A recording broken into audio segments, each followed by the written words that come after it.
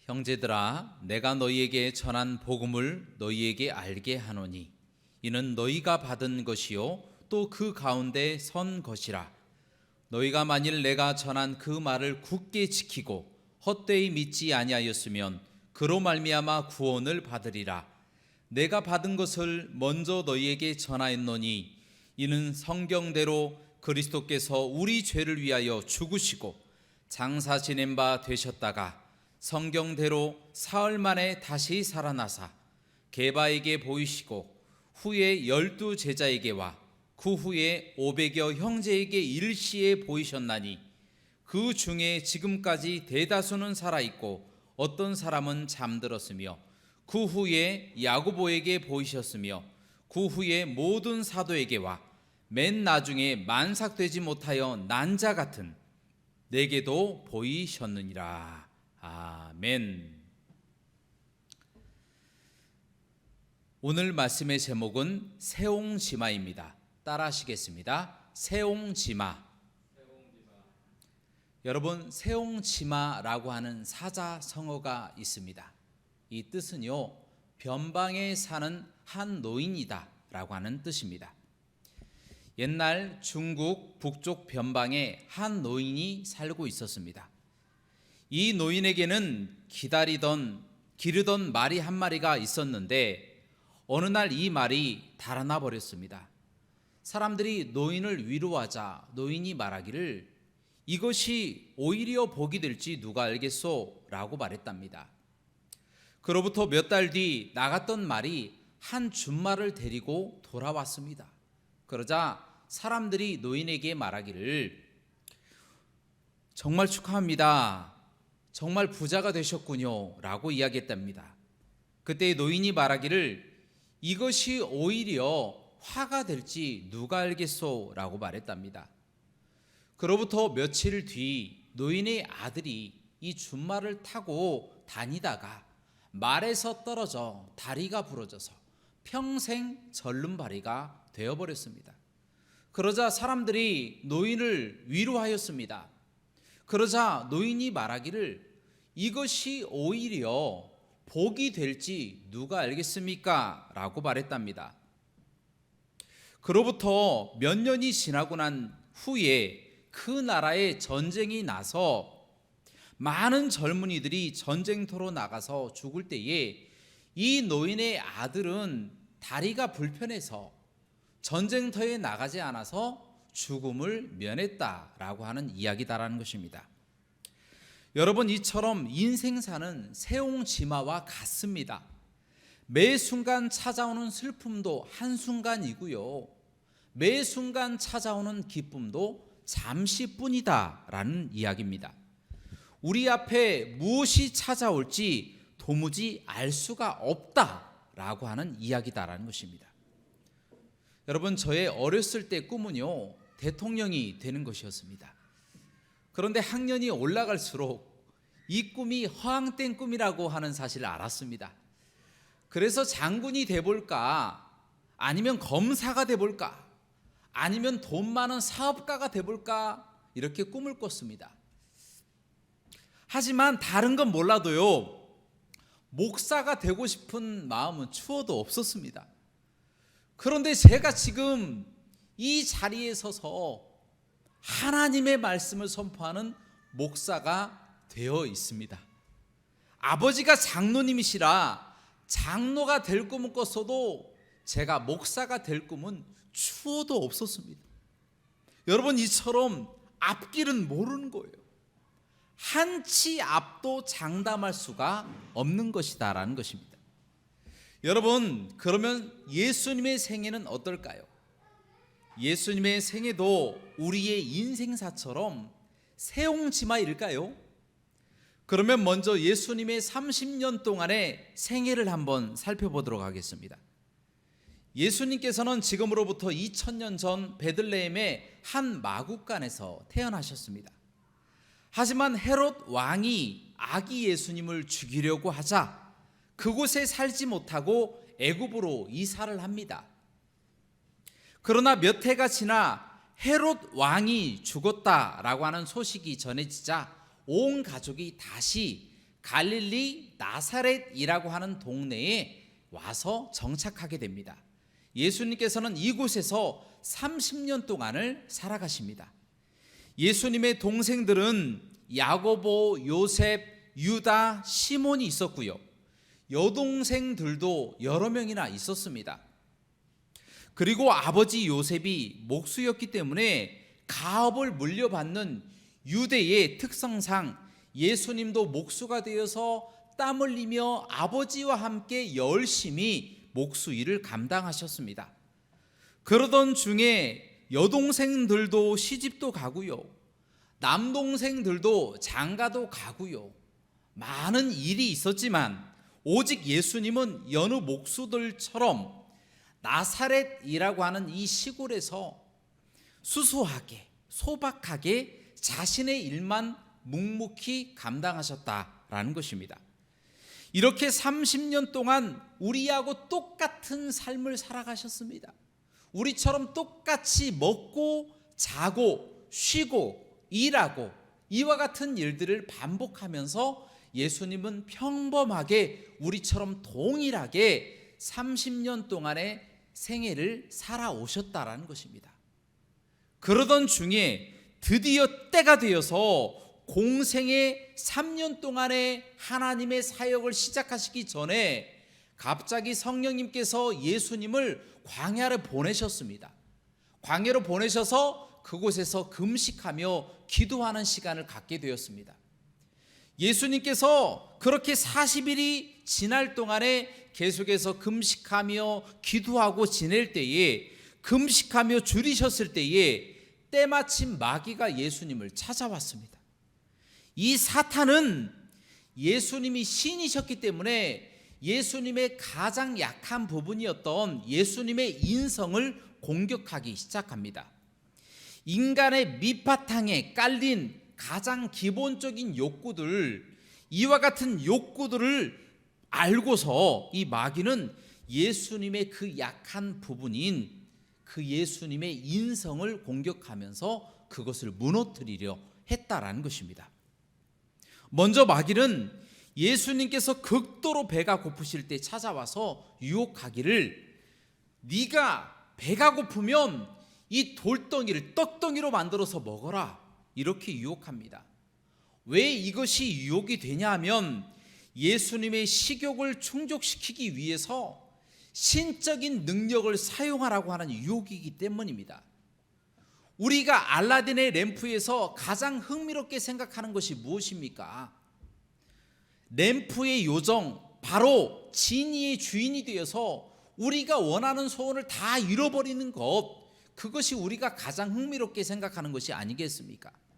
똑같습니다. 지금 마귀도 예수님 보고 먹을 것이라고 하는 인간의 본능을 충족시키기 위해서 신적인 권능을 사용하여 돌을 떡덩이로 만들어서 먹으라고 지금 충동질하고 있다라는 사실입니다. 하나님의 거룩한 사역보다 인간의 본능, 인간의 욕구에 따라 행동하라고 지금 충동질하고 있다라는 사실입니다. 그러자 예수님은 신명기 8장 3절 말씀을 들어서 꾸짖으시면서 이렇게 말씀하십니다. 사람이 떡으로만 살 것이 아니요 하나님의 입에서 나오는 모든 말씀으로 살 것이다. 이렇게 마귀를 물리치십니다.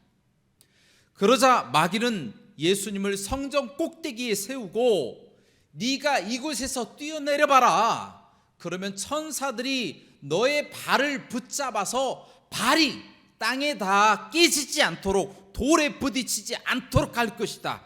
이렇게 유혹합니다. 왜 이것이 유혹이 되냐 하면 사탄은 지금 본능적으로 예수님 밑바탕 속에, 예수님 인성 속에 숨어있는 의심과 불신을 끄집어내요. 예수님으로 하여금 자신이 하나님의 아들이 아닐 수도 있다라고 하는 의심과 불신을 통하여 그렇게 넘어뜨리려 했다라는 것입니다. 그러자 예수님은 단호하게 신명기 6장 16절 말씀을 인용하여 주 너희 하나님을 시험치 말라 하시며 마귀를 물리치셨다라는 것입니다. 그러자 마귀가 이번에는 예수님을 지극히 높은 산으로 데리고 올라가 말하기를, 만약 네가 나에게 경배하면 이 세상의 모든 것을 너에게 줄 것이다 라고 유혹합니다. 왜 이것이 유혹이 됩니까? 지금 마귀는 예수님의 인성 속에 있는 끊임없이 높은 곳을 원하는 이 권력욕을 자극하는 겁니다. 다 주겠다는 것입니다. 공중 권세 잡은 자이기 때문에 이 세상의 모든 것을 다 줄 수 있는 능력이 있다라고 지금 이야기하고 있다라는 것입니다. 여러분, 이런 선거철에 마귀가 만약에 당선을 약속한다면 대부분의 후보가 이 마귀와 손을 잡을지도 모릅니다. 그러나 예수님은요, 이 권력욕을 꾹 누르시고 단호하게 신명기 6장 3절 말씀을 통하여 마귀를 꾸짖으십니다. 사탄아, 물러가라. 주 너희 하나님께만 경배하고 다만 그를 섬기라. 이렇게 마귀를 물리치셨습니다. 여러분, 이처럼 예수님 역시 우리와 똑같이 인간의 본성, 인간의 죄된 욕망이 그 속에서 꿈틀거리고 있었다는 것을 우리가 잘 알 수 있습니다. 하지만 예수님은 그 모든 인간의 본능과 인간의 죄의 욕망을 말씀으로 극복하셨습니다. 예수님께서는 바로 이 일을 통하여 우리 인간도 말씀으로 얼마든지 인간의 그 죄된 욕망과 인간의 본능을 극복할 수 있다는 것을 몸소 보여주셨다는 것입니다. 그 일을 통하여 우리도 하나님의 말씀을 통하여 극복할 수 있다는 것을 우리에게 가르쳐 주신 것입니다. 이렇게 마귀의 시험을 마치신 예수님은 3년 동안의 공생의 사역을 시작하시는데요. 먼저 베드로, 안드레, 야고보, 요한, 그리고 은 30에 예수님을 물건처럼 팔아버릴 그 가룟 유다 등 12명의 제자를 불러주십니다. 그리고 그들을 교육하시고 함께 먹고 함께 주무시고 함께 기도하고 함께 회개의 복음을 선포하시면서 병든 자를 고치셨습니다. 예수님은 3년 동안의 공생애 동안에 물고기 2마리와 떡 5덩이로 5,000명을 더 먹이시는 기적을 나타내시기도 하셨고요. 또한 죽었던 나사로도 살려내시고 말씀만으로 폭풍을 잠잠케 하시는 기적도 나타내셨습니다.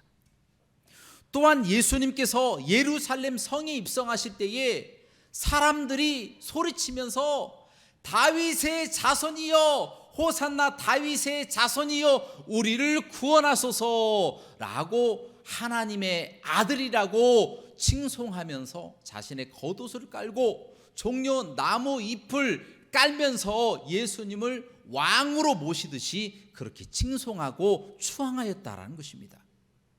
그러나 때로는 가족들로부터 미쳤다는 얘기도 들으십니다.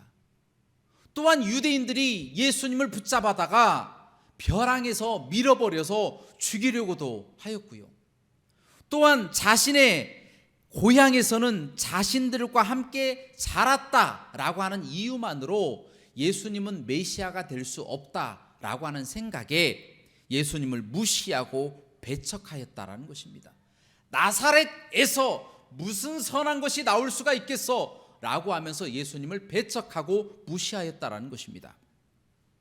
결국 예수님의 인기를 시기 질투한 권력자들, 곧 사두개인들과 바리새인들, 그리고 당신의 제자 가룟 유다의 배반을 시작으로 빌라도, 헤롯과 합세하여서 많은 사람들이 예수님을 붙잡아다가 예수님을 모함하고 거짓 증인을 세워서 음모를 통하여 예수님을 잔혹하게 십자가에서 죽여버리고 말았다라는 것입니다. 다시 말해서 이 예수님의 죽음은요, 힘과 권력욕에 눈이 뒤집힌 위정자들과 돈의 욕망의 마음을 빼앗긴 이 탐욕과 거짓, 술수, 이와 같은 것이 난무하는 그야말로 정치적인 죽음이었다라고 하는 사실입니다. 아무런 죄도 없이 하나님의 복음만을 선포했던 한 의인을 모함하여서 그들이 죽여버리고 말았다라는 것입니다. 여러분, 이처럼 예수님께서는 우리와 똑같은 사람이 되셔서 30년 동안 우리처럼 인간의 그 고통의 바다, 바로 인간의 그 인생사의 고해 속에 빠져서 많은 고통을 당하시고 눈물 흘리시고 괴로움 당하시고 슬퍼하시고 매를 맞기도 하시고 채찍으로 맞고 십자가에서 비참하게 못을 박히기도 하시고 심지어 죽기도 하셨다라는 것입니다. 때로는 3년 동안의 공생의 사역을 통하여 엄청난 성공 가도를 달리기도 하셨습니다. 그러나 결국 세상의 음모와 권력, 배신의 쓴맛, 배신의 쓴 잔을 마시면서 비참하게 십자가에 못 박혀서 돌아가신 분이 예수님이셨다라는 겁니다. 이것은 누가 봐도요, 정의의 편에 선 그 한 인간이 비참하게 음모와 술수에 걸려들어서 악한 사람들에 의해서, 악한 음모에 의해서 고통을 당하고 죽임을 당하는 정말 비극적인 이야기다라고 이야기할 수밖에 없다라는 것입니다. 사랑하는 여러분, 이처럼 예수님도 우리와 똑같은 인성을 가지셨습니다. 똑같이 고통을 당하셨습니다. 그렇기에 세옹지마와 같은 이 인생사에서 예수님 또한 결코 벗어날 수가 없었다라는 것입니다. 우리와 똑같이 고통당하시고 아파하시고 눈물 흘리시고 조롱당하시고 슬퍼하시고 죽음을 당하셨다라는 겁니다. 여러분, 세상 사람들이 추앙하는 4대 성인 중 지금까지 살아있는 사람이 있습니까? 없습니다. 다 죽었습니다. 심지어 예수님조차도 죽으셨습니다. 그러나 너무너무 다행인 것은 우리가 믿는 예수님은 다시 살아나신 줄로 믿습니다. 왜냐하면 예수님은 단순한 인간이 아니시고 신이시기 때문에 예수님은 죽지 않고 죽음에서 다시 부활하셨다는 것입니다. 2000년 전 오늘 죽으시고 장사한 지 사흘 만에 죄와 사망의 권세를 이기시고 다시 살아나신 분은 우리 예수님밖에 없는 줄로 믿으시기 바랍니다. 할렐루야. 그래서 세상 사람들이 봤을 때는요, 예수님의 그 죽음이 불의한 세상, 불의한 사람들에게 져서 비참한 최후를 맞이한 그 한 의인의 모습이었습니다. 그와 같은 비참한 한 사람의 죽음이었지만 우리 주님의 부활은요, 바로 그런 권력의 힘, 불의한 세상, 불의한 사람들로부터의 죽음, 그 죽음에서의 부활이었다라는 것입니다. 또한 우리 주님의 부활은요, 인간의 고난, 세옹지마와 같은 이 인생사에서 어떤 사람들이건 다 죽을 수밖에 없고 고통을 당할 수밖에 없는 그 인간의 고통의 수레바퀴에서의 죽음의 부활인 줄로 믿습니다. 그래서 우리 인간은요, 예수 그리스도를 믿고 죽음에서 똑같이 부활하는 것이며 우리는 영원한 천국을 약속받고 영원한 부활을 약속받아 하나님의 나라에 다 들어가게 되는 줄로 믿습니다. 또한 우리 주님의 부활은요, 죄의 권세로 인해서 죽을 수밖에 없고 영벌을 받아야 될 인간에게 영생을 주신 하나님의 아들의 부활이신 줄로 믿습니다. 이처럼 주님의 부활은 불의와 세옹지마와 같은 인생사와 죄의 권세에서 우리를 건지신 부활이 되시며 모든 믿는 자를 살리시는 부활의 첫 열매가 되시는 줄로 믿습니다. 할렐루야! 예수님께서 부활하셨습니다. 사랑하는 여러분, 그러므로 세옹지마와 같은 이 어려운 시기를 살아가는 동안에 낙심하지 마시기 바랍니다. 진정한 승리는요, 어느 누구도 피하지 못하는 이 죽음에서 우리가 부활하는 것이며, 이미 부활하신 우리 주님을 간직하며 살아가는 자에게 영생과 천국을 주신다는 것을 믿는 사람에게 있는 줄로 믿습니다.